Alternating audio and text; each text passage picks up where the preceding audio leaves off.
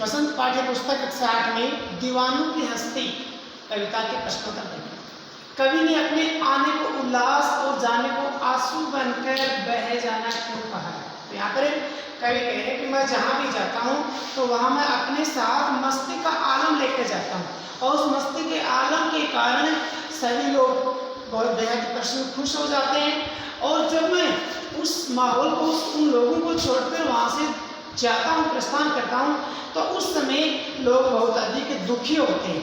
अर्थात लेकिन जो कवि है वो कहना चाहता है कि जब मैं वहाँ जाता हूँ तो वो पूरा माहौल मस्ती के आलम का, खुशी का बन जाता है और वहाँ से जब मैं जाता हूँ तो फिर पीछे गम रह जाता है। लोगों से बिछुड़ता हूँ तो या उनसे विदा होता हूँ तो लोग बहुत दुखी होते हैं। यानी कवि कहना चाहता है कि मेरी विदाई होती है बेहद दुखदायी। सेकंड प्रश्न है, भीख मंगू की दुनिया में बेरोक प्यार लुटाने वाला ऐसा क्यों कवि कहता है कि वह अपने हृदय पर असफलता का एक निशान बाहर की तरह लेकर जा रहा है? क्या वह निराश है या प्रश्न है? इसमें 2-3 प्रश्न है। भीख मंगू की दुनिया, यहाँ भीख मंगू की दुनिया उन लोगों को कहा है जो लोग संसार से दूसरे लोगों से ग्रहण तो बहुत कुछ करते हैं, या जैसे कि हमने उन लोगों की मदद की लेकिन वो कर्कधन हो जाती है। हमने उन लोगों को अच्छे से उपदेश दिए, प्रेरणा दी, लेकिन वो उनको भी अपने दैनिक जीवन में उपयोग में नहीं लाते और दूसरे लोगों के प्रति उनकी स्वार्थ की भावना होती है। ऐसे लोगों को कवि ने भीख मांगी कहा। भीख मंगू की दुनिया में बेरोक प्यार लुटाने वाला कवि कह रहा है कि मैं इस दुनिया में सभी लोगों के साथ प्रेम और भाईचारे की भावना से व्यवहार करता हूँ और मैं सभी लोगों को, पूरी दुनिया को मैं प्रेम या प्यार प्रदान करता हूँ, लेकिन उसके बदले में कोई मुझे उतना प्यार या प्रेम वापस नहीं लौटाता है और ना ही लोग मेरा कोई मान सम्मान करते हैं। इस कारण कवि बेहद निराश हो जाता है और वो सोचता है कि शायद उसके इस संदेश का लोगों के ऊपर कोई प्रभाव नहीं पड़ा, इसका कोई फायदा लाभ नहीं हुआ, वो अपने लक्ष्य में असफल हो गया। इस कारण वो निराश हो जाता है और वो सोचने लगता है कि ये दुनिया सांसारिकता में ही जी रही है, स्वार्थीपन के भावों को नहीं छोड़ दिए। इस कारण कवि निराश प्रश्न हो जाता है। कविता में ऐसी कौन सी बात है जो आपको सबसे अच्छी लगी? तो इस कविता के अंदर हमने देखा कि कवि का जीवन के प्रति आशावादी दृष्टिकोण है और वो जीवन के प्रति सकारात्मक दृष्टिकोण है, वही हमें सबसे अच्छा लगता है, क्योंकि उस सकारात्मक दृष्टिकोण में कवि ये संदेश देना चाहता है कि जीवन में चाहे सुख आए दुख आए, हमें सफलता मिले असफलता मिले, हमें हर स्थिति में समभाव रूप से, एक समान रूप से जीवन यापन करना चाहिए। यानी जिस प्रकार से हम सुखों में बेहद हर्ष उल्लास में हो जाते हैं, मस्ती में डूब जाते हैं, उसी प्रकार से दुख के पल आते हो या असफलता मिलती हो तब भी हमें उसी प्रकार से एक समान दृष्टिकोण से जीवन जीना चाहिए, उसी में जीवन का वास्तविक मजा या आनंद मिलता है। तो यहाँ पर सबसे अच्छा इस कविता के अंदर हमें कवि का जो जीवन के प्रति सकारात्मक और समभाव रूप वाला दृष्टिकोण है वो अच्छा लगता है। जीवन में मस्ती होनी चाहिए, जैसा कि इस कविता में कवि ने बताया कि जीवन में सुख आए दुख आए, सफलता मिले असफलता मिले, हमें कभी भी निराश हताश नहीं होना चाहिए, एक समान रूप से आनंद में लीन होकर के जीवन जीना चाहिए।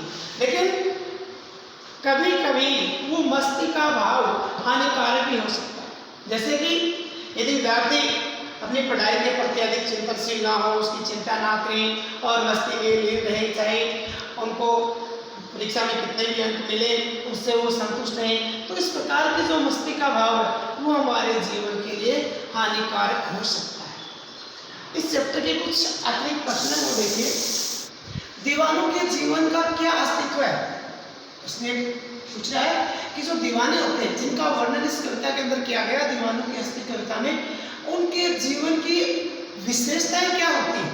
दीवाने, यहाँ पर कवि ने दीवाना उस व्यक्ति को कहा है जो अपनी मस्ती में लीन रहता हो, जो संसार के लोगों की कोई परवाह नहीं करता हो, जो किसी प्रकार की चाहे जीवन में सफलताएं मिले चाहे भले ही बाधाएं आए, जीवन में वो कभी भी निराश हताश नहीं होता है, वो व्यक्ति दीवाना कहते हैं। जो सुख और दुख सबको एक समान रूप से लेकर चलता है उसको दीवाना कहते हैं। तो ऐसे लोगों के जीवन की विशेषताएं या उनके जीवन का अस्तित्व क्या होता है कि वे व्यक्ति कभी भी किसी बात की चिंता नहीं करते, जीवन में असफलताएं आए दुख आए बाधाएं आए कभी भी वो हताश निराश नहीं होते हैं।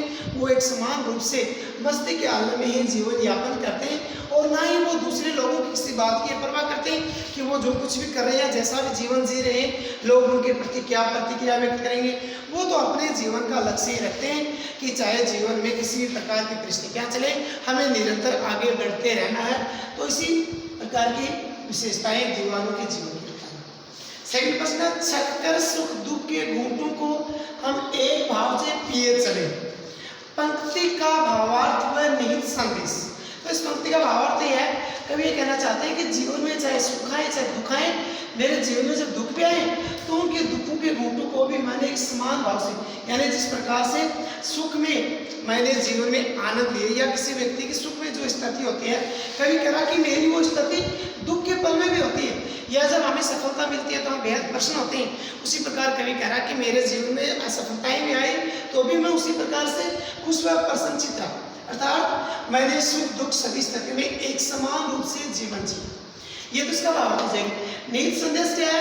इस पंक्ति के द्वारा कवि हमें ये प्रेरणा देना चाहता है कि हमें जीवन में कभी भी निराश हताश नहीं होना चाहिए, रुकना झुकना थकना नहीं चाहिए, चाहे किसी भी प्रकार की परिस्थितियाँ हो, भले हमें असफलताएं मिले, असफलताएं जीवन में सुख आए या दुख, उनकी कभी कोई परवाह नहीं करनी चाहिए। एक समान रूप से, यानी जैसे हम सुख में या जब हमें बड़ी सफलता मिलती है तब हम जैसे बेहद प्रसन्न होते हैं, उसी प्रकार से हमें दुखों में या असफलताओं में भी जीवन जीना चाहिए। और इस प्रकार से यदि हम जीवन जिएंगे तो असफलताएं क्या होती हैं, दुख क्या होते हैं, उनको भूल जाएंगे और जीवन जीने का बेहद आनंद हमें मिलता है। थर्ड क्वेश्चन है, धूल उड़ाते जहाँ चले का आशय क्या? इस कविता के अंदर ये पंक्ति आई थी, लेखक ने कवि ने बताया था कि मैं जहाँ भी जाता हूँ अपने मस्ती का आलम लेकर जाता हूँ और वहाँ धूल उड़ाते जाता हूँ। इसका तात्पर्य है कि जहाँ भी जाता हूँ वहाँ के लोगों पर अपनी मस्ती के आलम का भाव छोड़ कर जाता हूँ। धूल उड़ाना एक मुहावरा भी होता है जिसका अर्थ होता है अपना प्रभाव छोड़ना या अस्तित्व जमाना। अंतिम प्रश्न है, दीवानों की हस्ती कविता में निहित संदेश क्या है? जैसा कि इस फर्स्ट क्वेश्चन के आंसर में था, सेकंड में भी था। दीवानों की हस्ती, ये जो कविता है, इस कविता में निहित संदेश ये है कि हमें जीवन में कभी भी दुखी नहीं होना चाहिए, असफलताएं मिले तब भी हताश नहीं होना चाहिए, सुख दुख सभी में एक समान रूप से जीवन यापन करना चाहिए और जीवन में कभी भी किसी दूसरे व्यक्ति के प्रति हीन या तुच्छ भावना सोच नहीं रखनी चाहिए। सभी लोगों के साथ प्रेम और भाईचारे के दृष्टिकोण से या कहीं वसुधैव कुटुंबकम की भावना से सभी के साथ व्यवहार करना चाहिए और सांसारिक मोह माया विषय वासनाओं में नहीं उलझना चाहिए, क्योंकि सांसारिक बंधनों में मोह माया में उलझने के कारण ही हम धन को अधिक महत्व देने लगते हैं, अपने परायपन का भेदभाव होने लग जाता है और जीवन में दुख सुख इन सब की चिंताएं भी हमें फिर सताने लगती है। तो इस कविता में दीवानों की हस्ती जो कविता है उसमें दीवानों के जीवन का जो व्यक्तित्व है, उनकी विशेषताएं हैं, उनसे जो हमें प्रेरणा मिलती है वो इसका निहित संदेश हो जाएगा। धन्यवाद।